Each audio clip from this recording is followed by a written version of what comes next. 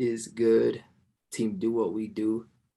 Hope, of course, you guys can hear me very clearly through the microphone, of course. I don't want to find out after this video that you guys are not able to hear me. That'll be very insanely unfortunate. So what I'm actually going to be doing is recording my podcast. This is going to be week 5, K.I.P, which stood for Knowledge is Power. And it'll be episode 6 of my podcast. So you're going to hear me say Beyond Mbouge podcast listeners. But the whole time, like, I'm still recording the podcast, but you're going to be seeing it. And then I have, like, of course, my notebook right here. So let's get into it. It's grind time, prime time. Maybe in the future it'll be, of course, like a different setup, recording off a camera. But as of right now, we're just going to keep executing. I feel as if one of the best things that we can do. And so instead of making excuses, we just continue to make the most of our situation. Let's get it. Let me know what you think, of course, in the comments below. And we're just going to get right into it. Okay. Oh, gotta record. What is good, Beyond Mbouge podcast listeners? This is week 6 or episode 6, week 5 of K.I.P, Knowledge is Power. And so within this episode, the biggest thing that we're going to talk about is discipline. And when I actually did the workshop, what was so amazing about it was we had a multitude of people show up. I mean, we had it in person and we also had via Zoom, right? And what I liked about this was because what I did was for this specific week, I was like, you know what, I could talk about discipline within my own life.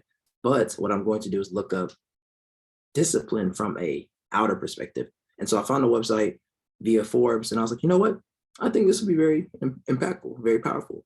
And so when you think about discipline, one of the first quotes that I started it off with was, the first and best victory is to conquer self, by Plato. And when I heard that, I was like, that is powerful, right? And then as we go through, of course, us talking about discipline, one of the things someone mentioned was being good at something is subjective, right? Because my definition of good, or how I look at good, may be different than how you might interpret it, right? And another thing was acknowledging our weaknesses. And then I was like, because off the rip, you're like, this is great stuff. And then you go into why makes what challenging. Okay, so knowing the why makes things less challenging.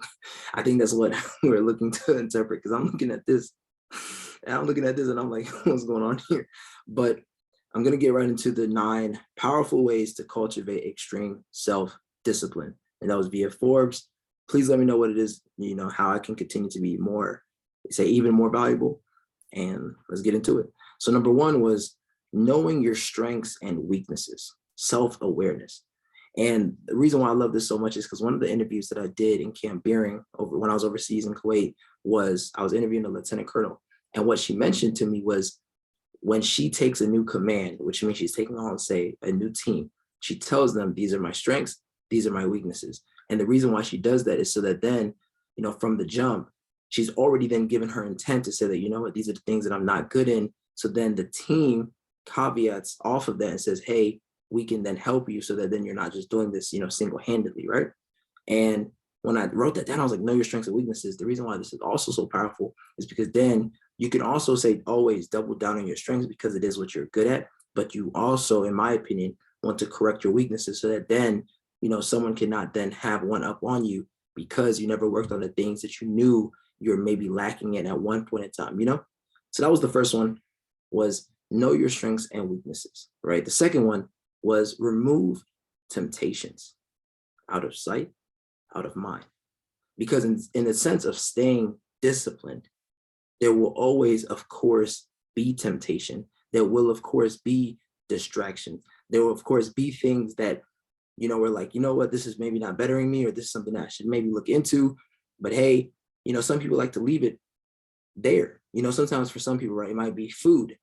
They're like, hey, I understand that sometimes I overindulge. So what I did sometimes was I would just not buy certain foods.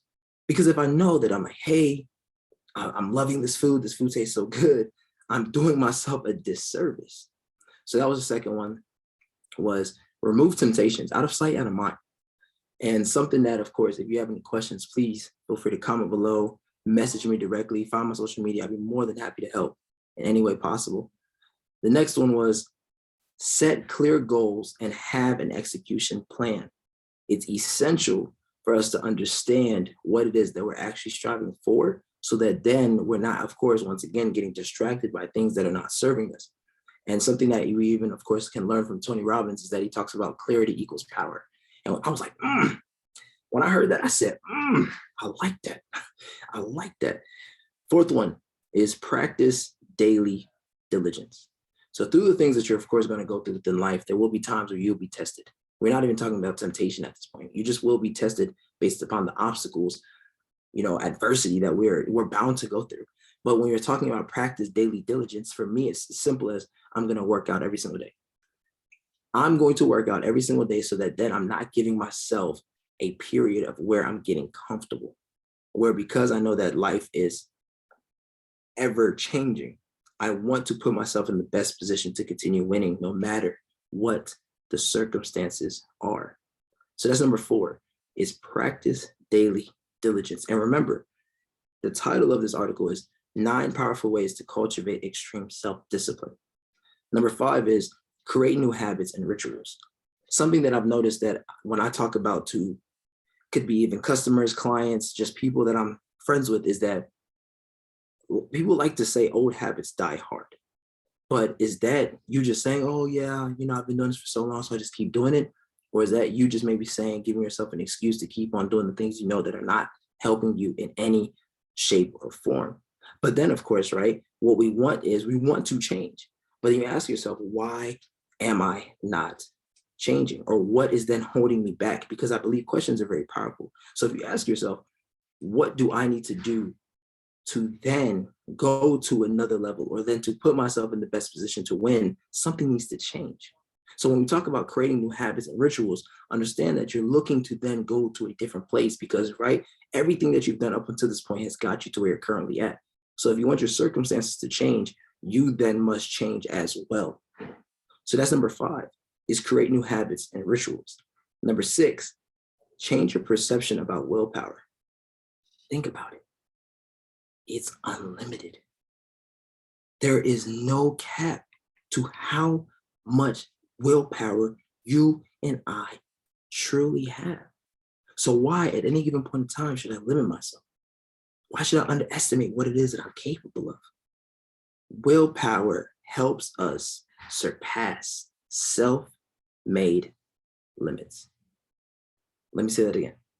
Willpower helps us surpass self-made limits. You are beyond powerful, so do not underestimate your capabilities. Point blank, period. That's it. And just channel that and focus on that. Another one, right? So that was number 6, is change your perception about willpower. It is unlimited. Let's not get that twisted, right? The next one is give yourself a backup plan. You were saying that, of course, you wanted to cultivate a new level of self-discipline. What do you then need to do if, say, you failed your first plan? It's not that you're just going to fall back and say, you know what, it is what it is, I'm done. No, you're giving yourself an out. That's the easy way out. That's why when some people talk about entrepreneurship, we understand, of course, it's hard. Even sometimes getting a high-paying job is hard. It's very hard. It's difficult because of what the situation you got to put yourself into. Trial and error. Sometimes you put yourself out there, you put your resume out there, somebody don't want to hear that. They might not want to hire you. Maybe they hire someone else. And now what? You have to stay hungry. You have to stay. Honestly, you have to continue to persevere. So you give yourself a backup plan so that then instead of falling from your plan A, you go to your plan B instead of falling off and then giving yourself 2-3 months of just idle time. That's the way I look at giving yourself a backup plan, that you want to continue to stay hungry no matter what it is that you're going through. Because if you give yourself a reason to stop, why wouldn't you stop? You've given yourself that wiggle room. So just keep on, the pedal to the metal and keep on going forward. So that's number 7, is give yourself a backup plan. Number 8, find trusted coaches and mentors. That's something that took me to a whole nother level when I was 16. It was because he put a book in my hand. And it's very simple, but when you put Think and Grow Rich in my hand, the magic of thinking big, Les Brown, live your dreams, you're reading these things at a young age, because then what is happening is it's compounding the way that I look and think about situations, knowing that just because I'm not where I want to be does not mean that I am not able to change my circumstances. And a lot of people say, I'm like this because my past, this is what happened to me, so then I act a certain way now. But is that actually helping you? Or is that actually hindering you because you're stuck in your old ways? You do not then have a growth mindset. This is all just food for thought, so that then going forward, you're not limiting yourself based upon an opinion that you created years ago. So that's number 8, is find trusted coaches and mentors. These are people that are further along in the process than you and I. Now, for me personally, I put myself in a situation where I can be a trusted advisor in the sense of accountability, consistency, habits, and fitness, because I've been working on myself for years. And I'll only say hundreds of people, because I'm not going to say thousands of people, not yet, but hundreds of people, I can say that, been making content for years. So that's number 8, find trusted coaches and mentors. And number 9 is forgive yourself and move forward. Some people like to say that, because I've gone through this, or because this is happening within my life, I'm just gonna, it's not meant to be. But it's like, don't be so judgmental that you're not going to continue to progress. I mean, life is already difficult. We've already said this. Life is very hard. It's not going to be easy. It's just not. But I mean, I honestly, why, even though it's not going to be easy, that doesn't mean that I want to just hold myself back. I want to go through the difficulty. And then by doing so, you then have a greater story to tell others. That's just the way I look at it. Forgive yourself and move forward. Then, and through that too, you can say, find the why. And what I was saying too within the seminar, within the workshop, was you go 5 whys deep and move on. So what happens is, what you do is, the first question that you ask yourself is, why am I willing to work so hard? That's the first question. Then you figure out, okay, the reason I'm willing to work so hard is because I've seen my mom grind and sacrifice more than anyone else I know in my life. Okay, that's 2 levels. Now we're at 2nd level. The 3rd level is, okay, so maybe just because your mom was working so hard, why is that so important to you? Well, because I want to retire my mom so that then she never has to work another day in her life unless she chooses to. So ultimately, me personally looking to give her time back. So that's 3 levels deep. Then the 4th level deep is, okay, why is it so important? And then you really get to that core of why it is that you're doing something. And so in talking about cultivating extreme self-discipline, it's not going to be easy, but understand that you have 5 whys deep as to even the reasoning behind you working so hard. It's going to be hard for you to limit yourself even. And so that was the end of the Forbes 9 powerful ways to cultivate self-discipline, extreme self-discipline. And so what I did was, I was like, you know what, that's great, but let's take it even deeper. And so what I did was, I looked up Zen habits, and then you can channel this from 12 Rules of Life by Jordan Peterson. I have not read that book, but of course, I've seen a lot of great testimonials, so therefore the book must be teaching something outstanding. So I'm just going to go through these very slowly, may explain some of them not.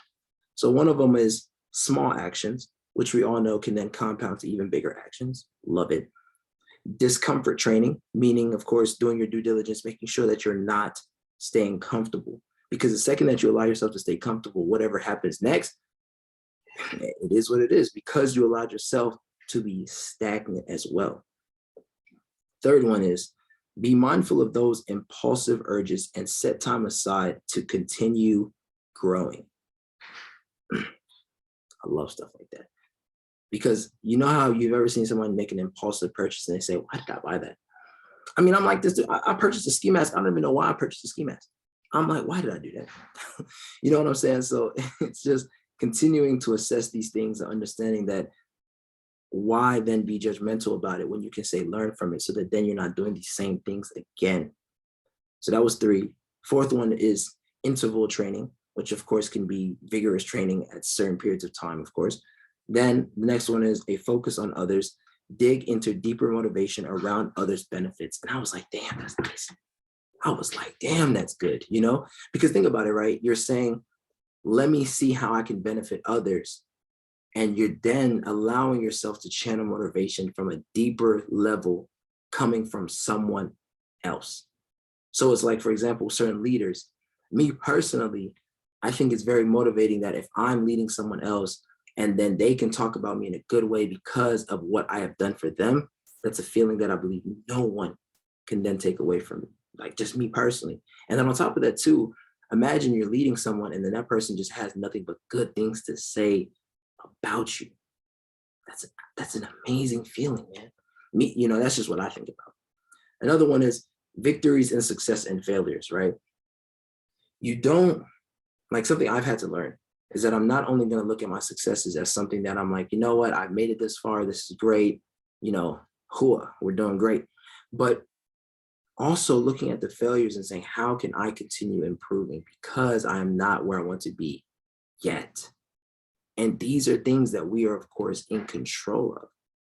So then what is it that you can then learn or take away from your failures? Because your failures do not define who you are.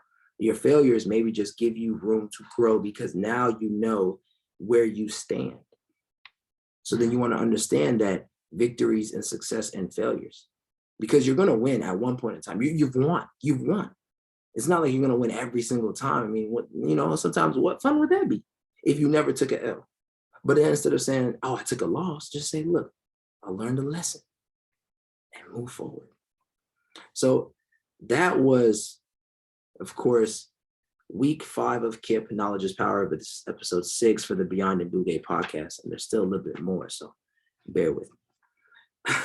And so something that we also talked about within the deployment was, because when you're overseas, you're put in an environment where you can either choose to grow, you can choose to stay stagnant, or you can maybe even leave worse than you came.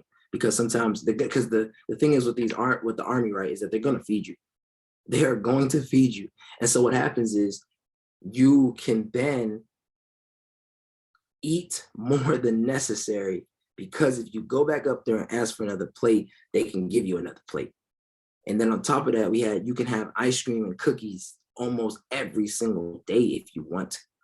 Like me personally, I did it towards the end, like the last 4 or 5 days that I knew, okay, I'm about to leave country, I'm about to leave overseas.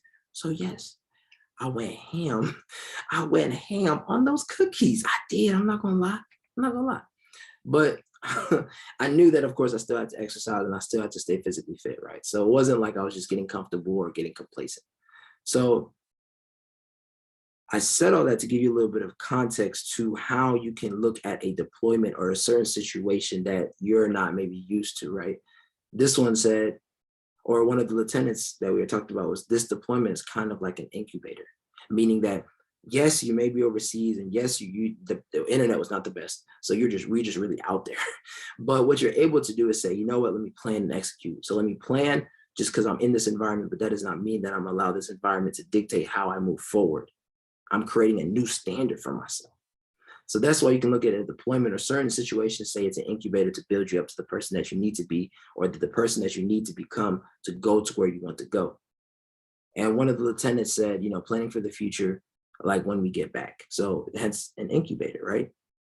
And then something that was, personal for me was make as much of an impact as I can, as we can, build connections and relationships. These are things that go further than just you being overseas. These are things that no one can then take away from you.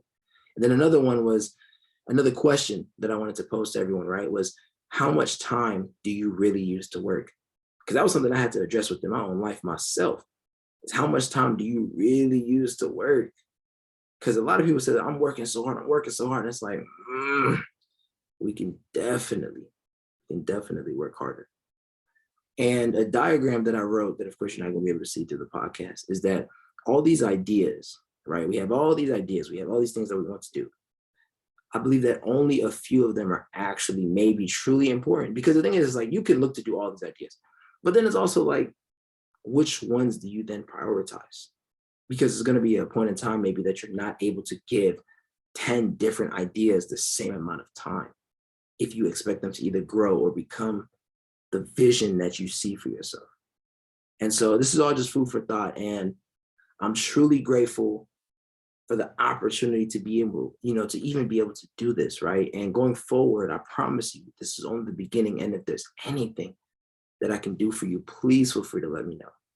I promise you, we're just getting started. I'm grateful. I love you. This is the Beyond Mbouge podcast. There's so much more to come.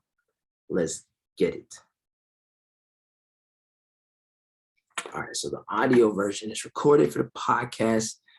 If you stayed through to the end, let me know what it is you think. Let me know how I can make this better. Let me know how I can add more energy. I mean, when it's just audio, nobody can actually see me. So yeah, let's get it.